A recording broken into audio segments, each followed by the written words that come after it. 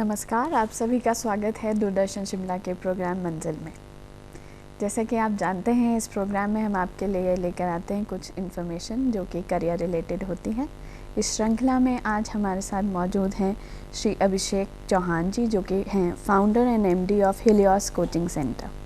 साहब का बहुत बहुत स्वागत है हमारे प्रोग्राम में। Thank you Komal. दर्शकों, आज हम जिस टॉपिक के बारे में बात करने वाले हैं उसमें अभी रिसेंट पास में बहुत से चेंजेस आए हैं। वो है एचएएस एग्ज़ाम की तैयारी, उसके बारे में हम इनसे बात करेंगे। चलिए बातचीत का सिलसिला आगे बढ़ाते हैं। चौहान जी, सबसे पहले तो हमें ये बताइए कि एचएएस में अपीयर होने के लिए क्या क्या एलिजिबिलिटी है। देखिए, सबसे पहले तो आपको ग्रेजुएट होना चाहिए और इसमें कोई न्यूनतम परसेंटेज नहीं चाहिए, आपको पास मार्क्स चाहिए और ग्रेजुएट होना चाहिए। और जनरल कैटेगरी में आपकी उम्र 35 वर्ष के अंदर होनी चाहिए। बाकी इन सर्विस कैंडिडेट और दूसरी कैटेगरीज में आपको रिलैक्सेशन मिलते हैं एज के, जो कि 42 साल तक भी जा सकती है जी। ये तो हो गया एलिजिबिलिटी के बारे में। जी, इसका क्रम कैसा रहता है एग्ज़ाम का? देखिए, इसमें 3 भाग रहते हैं। पहला है प्रीलिम एग्जामिनेशन, जिसमें एप्टीट्यूड और जनरल स्टडीज़ के पेपर होते हैं। अगर आप उसको क्वालिफाई कर पाते हैं तो आपको मेंस में जाने का मौका मिलता है। और मेंस अगर आपने क्वालिफाई कर लिया, उसके बाद जो है आप इंटरव्यू में जाते हैं। जी। तो पूरी परीक्षा में मेंस और इंटरव्यू के मार्क्स जो हैं वो जुड़ते हैं और उसके आधार पर मेरिट बनती है और उसके अकॉर्डिंग आपका सिलेक्शन हो पाता है। जी। इसमें जो आपने बताया कि जनरल स्टडीज़ का पेपर होता है और एप्टीट्यूड का पेपर होता है, इसका थोड़ा सा विस्तार से बताइए हमारे दर्शकों को। जी। जहाँ तक एप्टीट्यूड की बात है, इस साल काफ़ी जो है मौलिक इसमें परिवर्तन आए हैं। ये इस बार क्वालिफाइंग हो गया, आपको सिर्फ 33% लेने हैं। लेकिन पिछली बार आपको इसके नंबर जुड़ते थे प्रीलिम के एग्जामिनेशन में। तो इसमें ज़्यादातर क्वेश्चन होंगे, गणित के होंगे, रीजनिंग के होंगे, साइकोलॉजी के क्वेश्चन आते हैं, इंग्लिश के क्वेश्चन आते हैं। तो ये नॉर्मली जो है वो ट्रेंड रहता है एप्टीट्यूड का। लेकिन इस बार क्वालिफाइंग होगा। और जहाँ तक जनरल स्टडीज़ की बात है, जनरल स्टडीज़ में आपको अप्रॉक्सीमेटली 20 क्वेश्चन हिमाचल के आएंगे, हिमाचल के जनरल नॉलेज के। 12 से 14 क्वेश्चन ज्योग्राफी के रहते हैं, इतने क्वेश्चन हिस्ट्री के रहेंगे।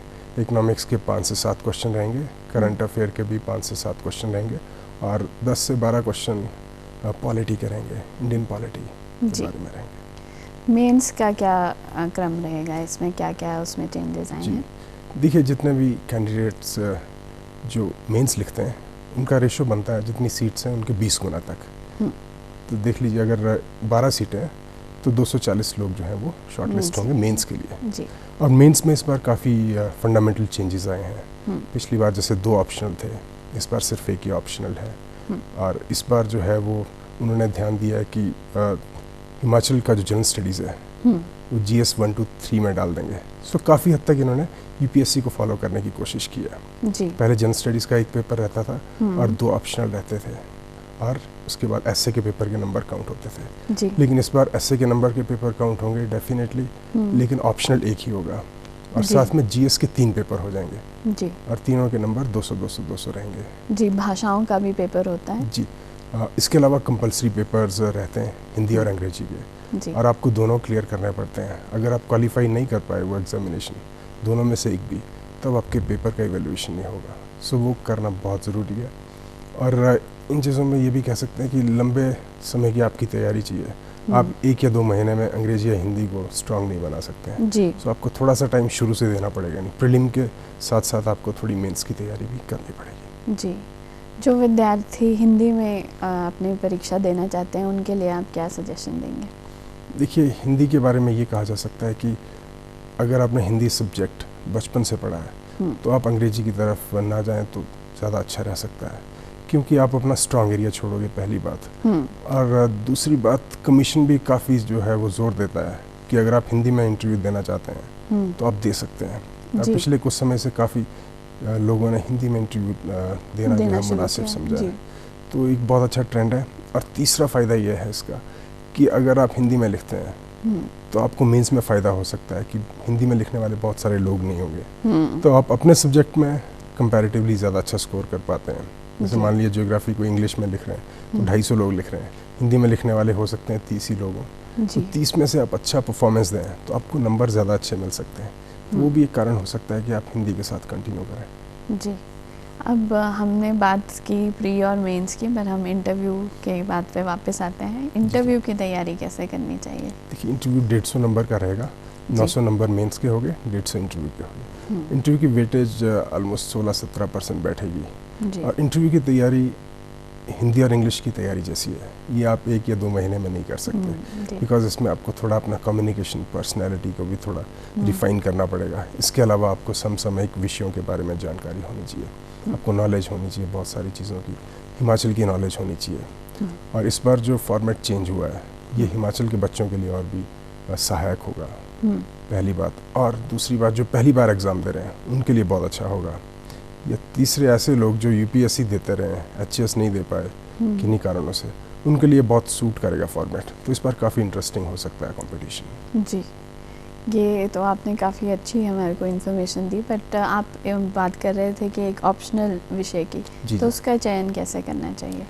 देखिए, ऑप्शनल का कोशिश ये होनी चाहिए जो आपका अपना सब्जेक्ट है, आप उसी को चुनें, वो सबसे अच्छी बात है। अगर किसी कारण से आप वो नहीं चुनना चाहते हैं, तो ऐसा सब्जेक्ट चुनें जो कि बहुत सारे लोग नहीं लेते हैं। या तीसरा फैक्टर होगा कि वो आपका इंटरेस्ट का सब्जेक्ट भी होना चाहिए। देखिए, अगर आपका इंटरेस्ट है और बहुत सारे लोग नहीं लेते हैं, ऐसे कुछ सब्जेक्ट हैं जैसे जियोलॉजी हो सकती है, forestry, management, even agriculture, biology के स्टूडेंट ले सकते हैं। तो ऐसा कि उन सब्जेक्ट में 8 से 10 या 5 लोग बैठते हैं, तो उनमें अगर आपकी थोड़ी भी अच्छी तैयारी होगी तो आपकी पॉसिबिलिटी आप अच्छा स्कोर कर पाएंगे। तो ऑप्शनल जो है, हम कोशिश करें कि मेन स्ट्रीम ऑप्शनल से बचें, जैसे geography, public ad, sociology, political science. ये ऐसे सब्जेक्ट हैं कि कई लोग 4-5 साल से या बहुत सारे सालों से तैयारी कर रहे हैं, तो उनसे कम्पीट करना थोड़ा मुश्किल हो सकता है अगर आप पहली बार एग्ज़ाम दे रहे हैं। तो कोशिश ये करें कि निश एरियाज़ में जाएं, ऐसे सब्जेक्ट लें जो कि कम पॉपुलर हैं बट आपको इंटरेस्टिंग लगते हैं, आपको सूट करते हैं, और उसमें आप पूरा ध्यान केंद्रित करें। और इस बार ऐसा है कि ऑप्शनल की वेटेज थोड़ी कम हो गई है, सो ऐसे लोग जिनका जनरल नॉलेज अच्छा है, हिमाचल का नॉलेज अच्छा है, उनके लिए बहुत अच्छा अवसर है इस बार। जी, ये जो ऑप्शनल की तैयारी किस लेवल तक करनी चाहिए? जैसे कि अगर आप बुक्स की तरफ देखें तो जो आपने ऑप्शनल्स बताए वो आफ्टर 12th ही आते हैं। जी। तो ये किस लेवल तक करनी चाहिए? देखिए, जहाँ तक हिमाचल के एग्जामिनेशन की बात है, एचएस की बात है, तो इसमें प्रश्न जो है बहुत जटिल नहीं होते, बहुत कॉम्प्लिकेटेड नहीं होते, बहुत सिंपल क्वेश्चन होते हैं। बट पॉइंट इज़, अगर आपका फंडामेंटल स्ट्रांग है और आपकी राइटिंग एबिलिटी अच्छी है और आप उसको अच्छे से प्रेजेंट कर पा रहे हैं, तो आप अच्छा कर सकते हैं। अगर हम बहुत डीप जाएंगे इसमें, तो उससे ये होता है कि हमारे कुछ सब्जेक्ट छूट सकते हैं, कुछ सब्जेक्ट की तैयारी उतनी अच्छी नहीं हो पाएगी। सो कोशिश ये रहनी चाहिए कि मीडियम लेवल तक आप चीज़ें करें, बहुत डीप ना जाएं, और अगर टाइम कम है तो प्रायोरिटाइज़ करें।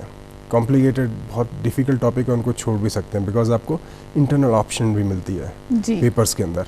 तो ऐसा नहीं है कि आपको 8 में से 8 क्वेश्चन करने हैं, आपको 5 ही करने हैं। तो 1-2 क्वेश्चन पे आप चांस ले सकते हैं, ताकि अपने स्ट्रॉन्ग एरिया को आप स्ट्रेंथ में रखें, और जो वीक एरिया जिनके लिए आपके पास टाइम नहीं है, उनको थोड़ा सा निगलेक्ट कर सकते हैं। थोड़ा स्मार्टली आपको खेलना पड़ेगा। जी, तैयारी करते वक्त हमें किन चीज़ों को ध्यान देना चाहिए, किन चीज़ों को मद्देनज़र रख के ही हमें आगे बढ़ना चाहिए? जी, देखिए, आज की इंटरनेट की एज में इतना सारा मटेरियल अवेलेबल है, तो हमारी कोशिश ये रहती है कि बहुत सारा मटेरियल इकट्ठा कर लें, बट उससे परेशानी ये होती है कि आप प्रायोरिटाइज नहीं कर पाते, कंफ्यूजन ज़्यादा होता है, और बहुत सारा याद भी नहीं रख पाते। जी, एग्जैक्टली, बहुत सारा मटेरियल आप देख ही नहीं पाते हैं।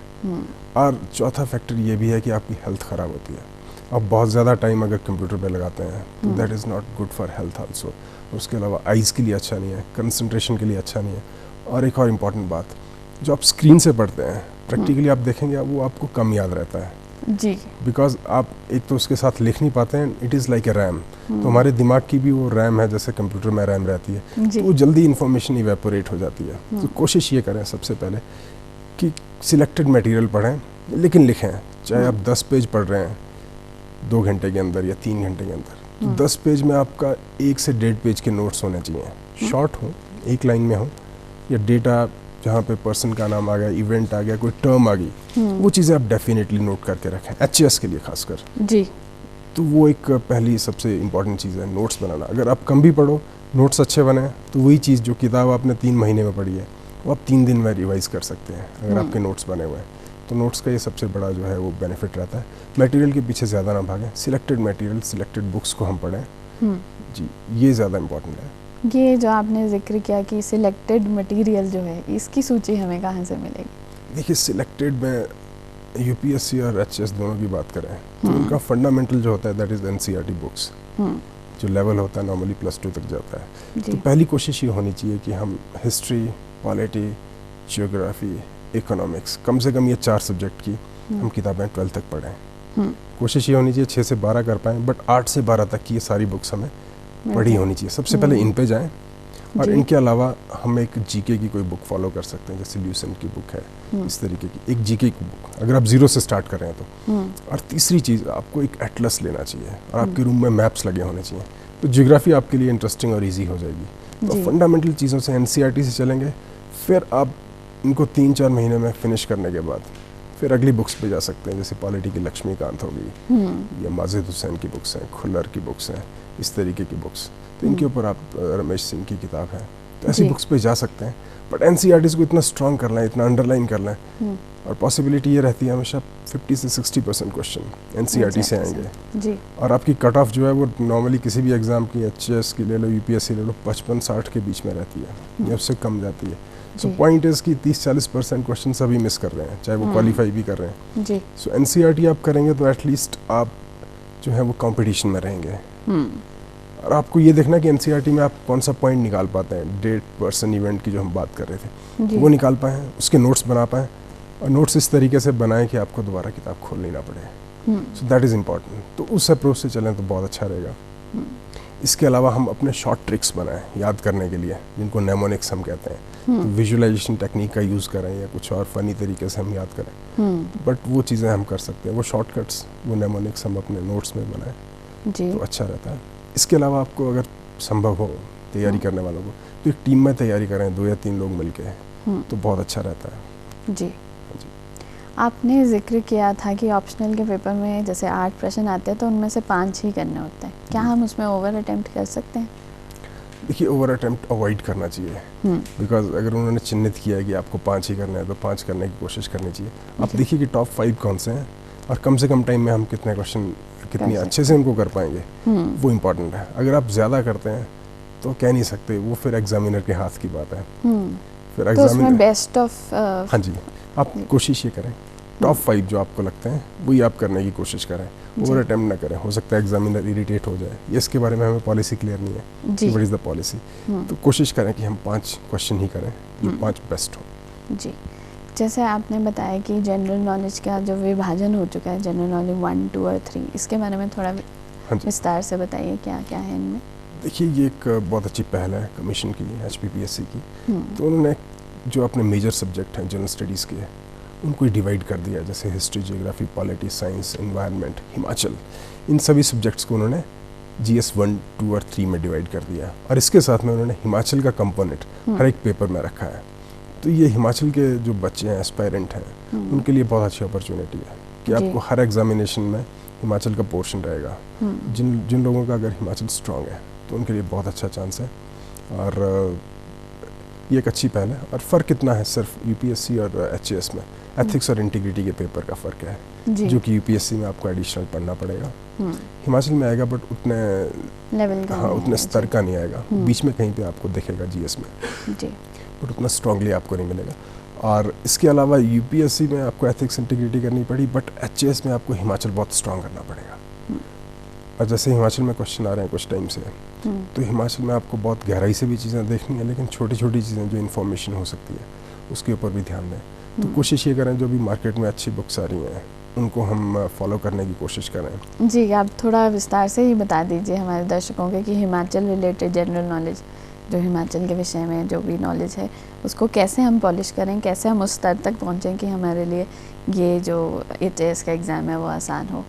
देखिए इसके लिए सबसे बेसिक है कि आप गवर्नमेंट की वेबसाइट्स को विज़िट करें सबसे पहले, ताकि आपको तहसील, ब्लॉक्स, इन सब चीज़ों के बारे में इंफॉर्मेशन मिले। इलेक्टोरल जो वेबसाइट्स हैं इलेक्शन कमीशन की, उनको आप देखें तो कॉन्स्टिट्यूंसीज़ के बारे में पता लगे, तो आपका बेसिक बनेगा।